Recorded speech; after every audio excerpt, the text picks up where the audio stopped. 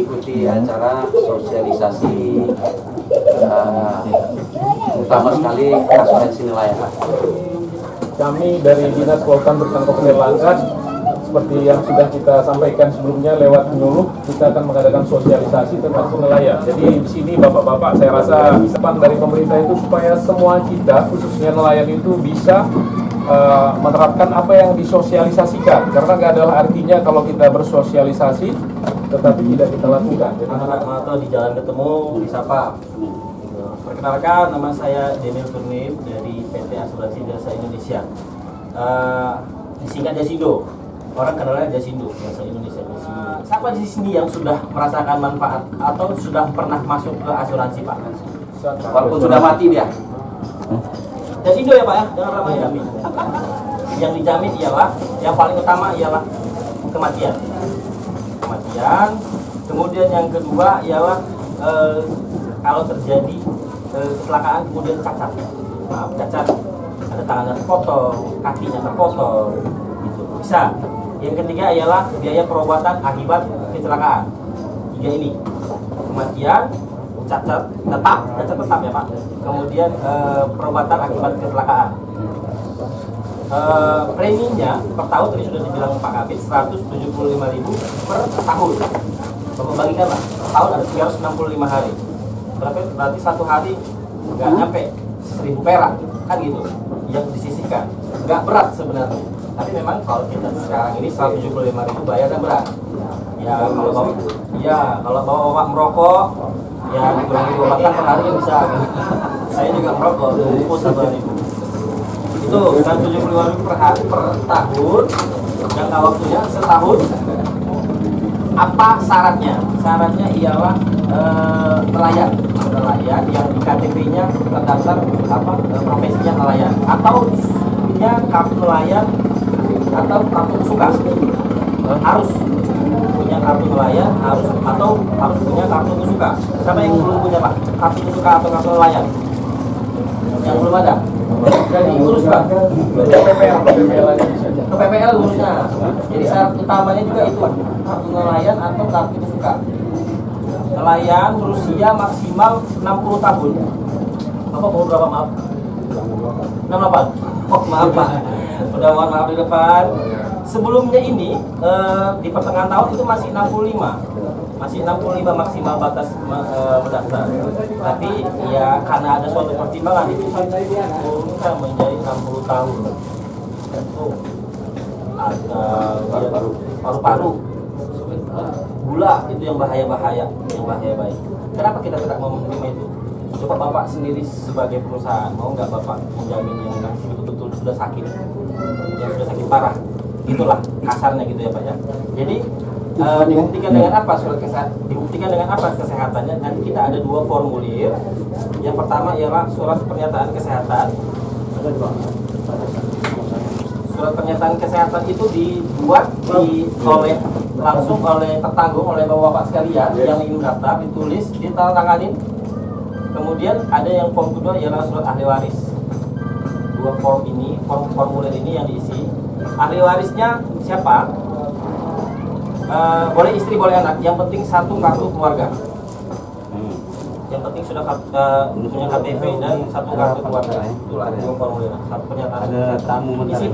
Isi surat pernyataan kesehatannya menerangkan bahwa Bapak menyatakan dirinya sehat, tidak punya penyakit menakut. Diteken biasanya sih sekarang ini di atas materai nanti. Jadi, oh ya, saya bacakan ya Pak. Saya agak lupa penyakitnya. Oke, dalam keadaan sehat, tidak mengalami cacat tetap atau sebagian. Calon peserta tidak menderita atau dalam perawatan penyakit kronis seperti sakit jiwa, kanker, tumor, HIV/AIDS, ginjal, paru-paru, diabetes, stroke, liver, jantung, virus corona yang terbaru, dan cacat tadi. Virus corona juga nggak masuk. Kalau ada virus corona. Ayat nggak masuk ayat. Ayat masuk tidak masuk. Oh ya boleh. Maksudnya gini, jadi yang penyakit sebenarnya kita ada pegangan pedoman umum namanya Pak. Di situ ada yang lebih lengkap penyakitnya. Penyakit berat. Ayat itu kan bisa menyebabkan seseorang tiba-tiba lepas kendali gitu kan, tiba-tiba jatuh ke laut, enggak gitu. Kita ya mohon maaf, kita masih terima yang misalkan penyakitnya kayak cuma demam apa masih bisa lah gitu, penyakit yang tidak berat awalnya saya subur, kemudian tidak penyakit, profesinya nelayan atau kan silakan daftar semuanya.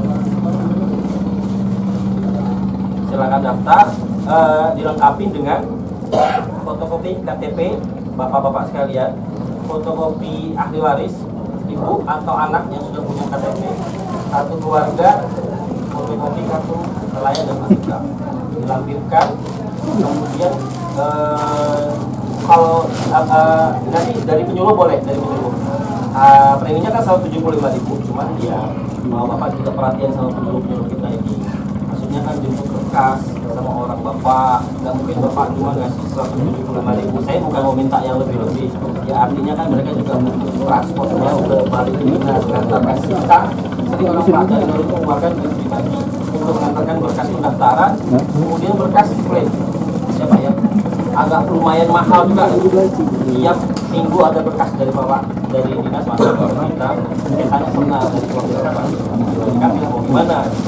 Nanti ya bahwa bapak sekarang bermurah hati kalau memang ada keringanan dibantu penyuluhnya. Maksudnya preminya 175.000 memang, cuma kalau memang berbaik hati adalah fotokopi ada yang datang ya. Jadi saya bisa datang, tapi gini, kita kan berbicara mengenai efisiensi juga. Kalau saya cuma jemput satu berkas ke sini kan nggak mungkin Pak. Saya dari Medan berapa jam gitu kan. Jadi tadi sudah deal sama Pak Jarito, kumpulkanlah siapa di sini penyuluhnya Pak? Dua desa ya, Desa Kelantan dan Desa Perlis. Saya abang nanti kumpulkan berkasnya dengan membayarkan preminya. Kemudian persyaratan yang seperti yang disampaikan Pak Daniel tadi adalah dia betul-betul nelayan, yang di KTP-nya dibuktikan dengan nelayan. Kalau andai kata KTP-nya tidak nelayan, sementara dia betul nelayan, minta surat keterangan dari kepala desa bahwasanya menyatakan nelayan. Kemudian dia urus kartu pusuka, kalau dahulunya kartu nelayan. Nah, kartu pusuka atau kartu nelayan itu bisa bersama penyuluh dengan mengisi formulir, kemudian melampirkan fotokopi KTP, kartu pusuka, kemudian ada nomor HP. Itu wajib sekali. Setelah muncul kartu pusuka atau kartu nelayan dahulunya, atau sudah terdata sama kami, sudah pernah dimasukkan sama penyuluh itu di aplikasi pusuka atau kartu nelayan, data ada sama kita. Dan kita usulkan melalui kalau ada anggaran dari kementerian. Nah, kalau tidak, nelayan tersebut mengasuransikan secara mandiri dengan membayarkan preminya sebesar 175.000. Kemudian mengisi formulir yang seperti yang disampaikan Pak Daniel tadi. Formulirnya ini adalah pernyataan dari kita sendiri yang menyatakan bahwasanya kita tidak dalam keadaan sakit kronis. Kenapa yang sakit kronis tidak diasuransikan? Asuransi yang diberikan ini adalah asuransi perlindungan terhadap risiko kita melaut. Walaupun tadi ada kecelakaan di darat, itu adalah tambahan. Walaupun dia meninggal alami adalah tambahan. Yang utama sekali risiko karena melaut. Nah, kalau kita dalam keadaan sakit, tidak mungkin diasuransi. Orang sakit yang tidak bekerja kalau lagi, tidak mungkin diasuransikan. Itulah makanya dia tidak dalam keadaan sakit kronis. Kalau jantung kita tidak pernah periksa. Kalau paru-paru kita tidak pernah periksa. Yang jelas dalam masa kronis penyakit dia. Umpama sekarang kemarin seperti ada yang datang ke kita, dia katakan dia lagi sakit keras, tolong buatkan asuransi. Saya nggak berani. Angkat tangan. Kalau dalam keadaan sakit kronis, yang jelas-jelas dia sakit. Kalau macam kita ini pasti ada yang jantung, tapi kita tidak pernah cek. Itu kan nggak masalah. Buatlah ininya, isi formulir, kemudian tunjuklah siapa ahli warisnya. Kalau andai kata ahli warisnya itu sudah anaknya sudah berpisah dengan kita, umpama sudah kawin, tidak ada anak sama kita, istri sudah meninggal, tunjuk anak tapi lampirkan kakak anak yang sudah berpisah tadi, sehingga bisa dicek sama asuransi. Memang dia anak. Nah itu, jadi dilampirkan terus hal tersebut. Kemudian fotokopi KTP, fotokopi kartu kesukaan. Nah, satu juga yang mungkin saya tanya atau sebagai masukan juga dari kita ke Pihak Jasindo, kemarin ada pertanyaan, anak saya Pak, istri saya sudah nggak ada, anak saya masih sekolah, itu tidak punya KTP. Nah, saya bilang kartu pelajar masuk aja bisa. Nah, jadi kalau ada yang anak kita yang sudah istri kita sudah tiada atau kita sudah bercerai, tinggal anak yang masih masa sekolah tidak ada KTP, jadi sebagai ahli warisnya kita tunjuk anak tersebut, kita lampirkan kartu. Kemudian setelah kita isi, kita lengkapi seluruh persyaratan, kemudian bayar yang mandiri, bayarkan preminya. Setelah bayarkan preminya, berkas sudah lengkap, bayarkan preminya, kumpulkan, kirim, boleh langsung ke Jasindonya kalau memang ada yang bisa ke Medan, atau kita fasilitasi ke kantor. Nah, kalau bisa, kalau kami seperti yang sampaikan Pak Daniel tadi, kalaulah rekan-rekan ini kan sudah mati asuransinya, Jasindo ini, ya kan, sudah mati asuransinya ini, semua rata-rata sudah mati nih, ya kan, dia mau perpanjang mandiri, kan gitu Bang. Lanjut, orang ini tanya, apalah sebagai bukti dia sudah aktif asuransi? Adakah semacam surat sepotong ataukah keluar asuransinya? Kalau keluar, berapa lama baru keluar setelah dia mengajukan asuransi mandiri? Terima kasih. Ini tidak ada apa-apanya lagi artinya. Kalau dia mendaftarkan kembali, terbitlah kartu baru. Nah, seperti yang kita sampaikan tadi, kita minta sama Jasindo, kalau sudah lengkap kartunya, berkas, kita kirim, dan setelah pembayaran kita minta seminggu sudah bisa diterbitkan paling tidak kartu sementara.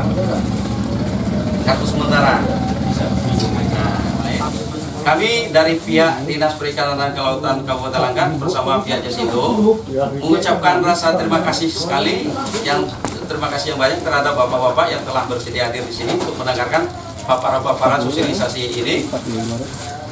Lebih dan kurang kami mohon maaf Pak atas mungkin cara duduk kami atau tata cara kami dalam berbicara. Kalau ada yang menyinggung perasaan Bapak, kepada Allah kami mohon ampun Pak.